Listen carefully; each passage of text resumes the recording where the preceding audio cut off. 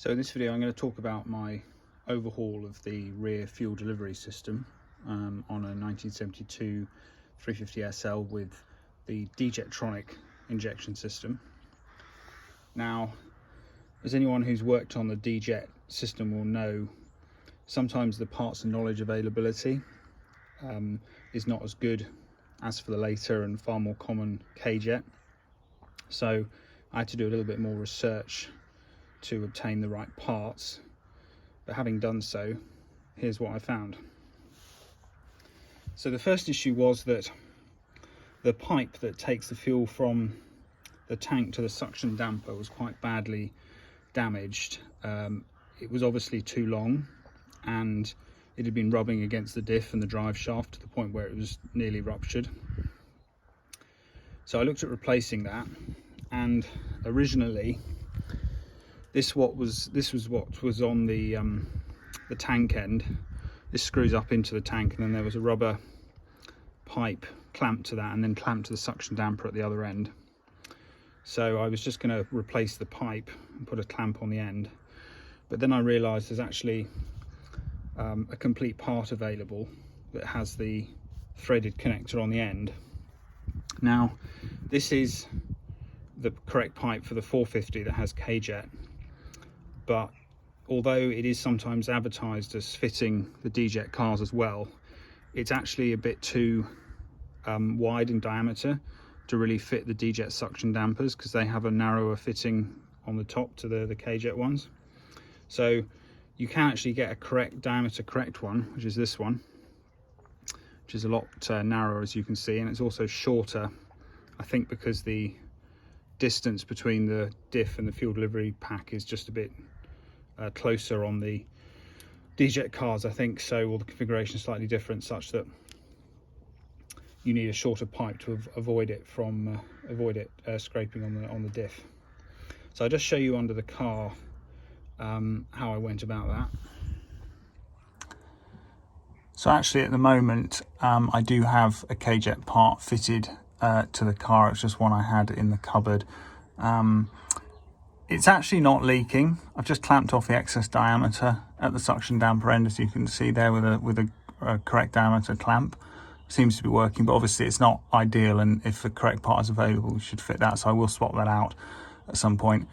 But at the top there, you just got a 19mm tightening nut. So you just get a 19mm open-ended spanner on, and that normally comes undone as well. There is a screen inside, a filter screen inside the tank, which you might want to change as well, but I didn't actually. The one on this one looked clean and it's been running fine, so I don't think there's any blockage issues there.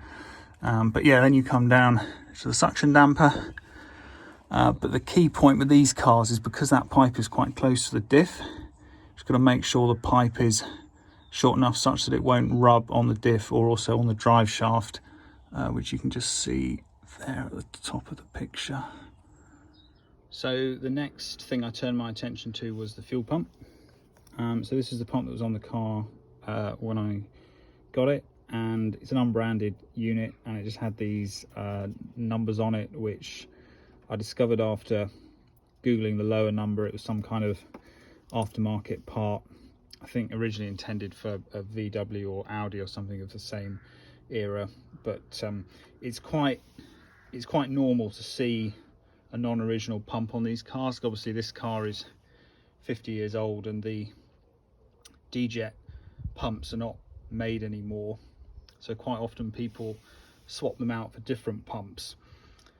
But there's some variability in the suitability for the D-Jet system, because by modern standards the D-Jet system pressure is quite low.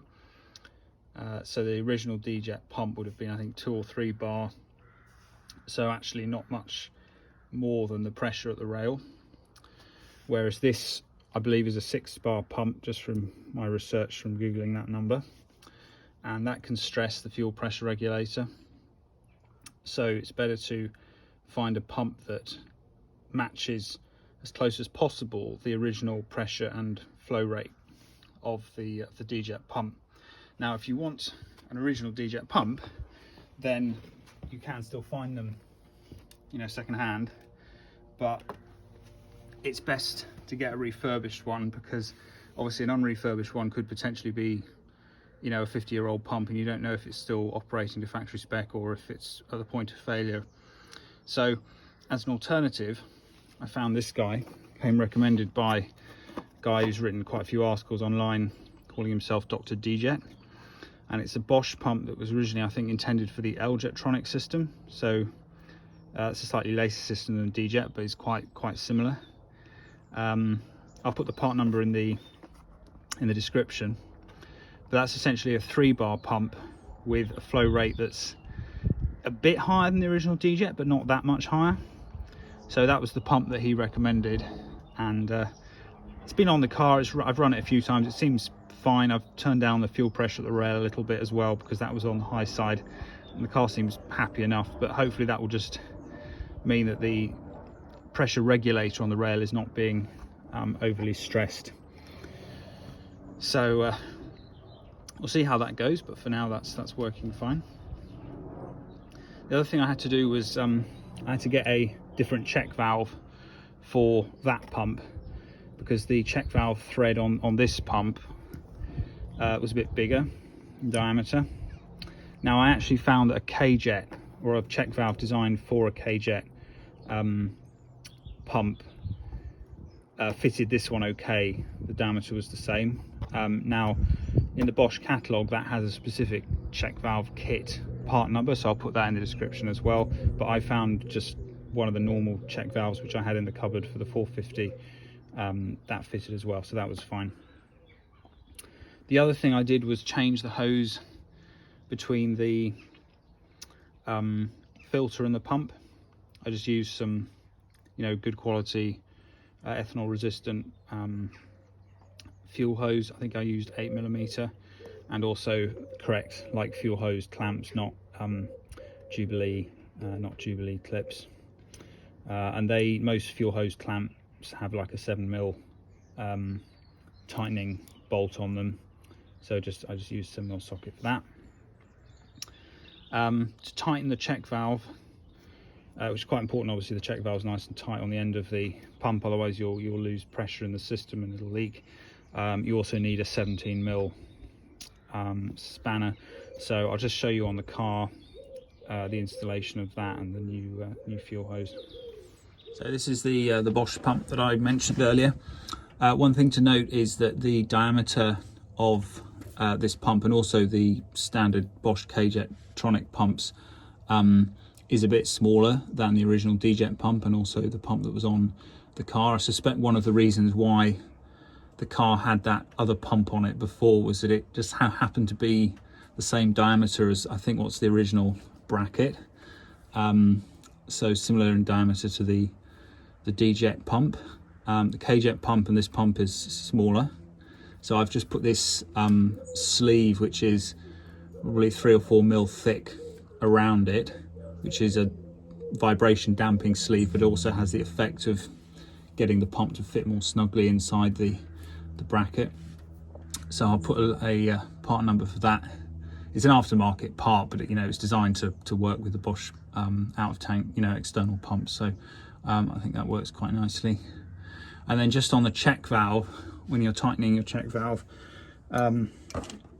to do so, or to undo, you've got this inner tightening ring, which is 17mm, and then this big nut on the end is your 19mm. So obviously you just counter the two together to do and undo. Over time, if you're loosening and tightening these a lot, you probably want to replace the copper washers, because they crush a little bit, I think. But if you get a check valve kit, the washers normally come with it. And this is the fuel hose I mentioned earlier, just a standard bit of fuel hose, just to take the high pressure feed from the pump to the filter. The filter, although it looks maybe a bit worse for it externally, has been changed quite recently before I got the car, so not too worried about that. But again, it's always a good thing to change the fuel filter, this guy up here, if you're not sure when that was last done. Obviously, being a D-Jet car, there's no fuel accumulator, so the rear system is fundamentally simple compared to the K-Jet system. You've got a lot of sort of extra pipes on the K-Jet. For example, on the suction damper, just going back to that, you've just got the one pipe that goes straight from the damper to the pump. These suction dampers for the D-Jet cars are still available actually for about £120. They don't normally fail though, they're quite simple. They're just kind of a metal cavity, I think. I don't think there's much internals in them. So I just cleaned that up and just checked that it wasn't leaking and put it back on the car, and it's been fine since. Anyway, I hope you found that video useful. Do like and subscribe, and any comments, anything you disagree with or you think I could have done better, let me know in the comments below.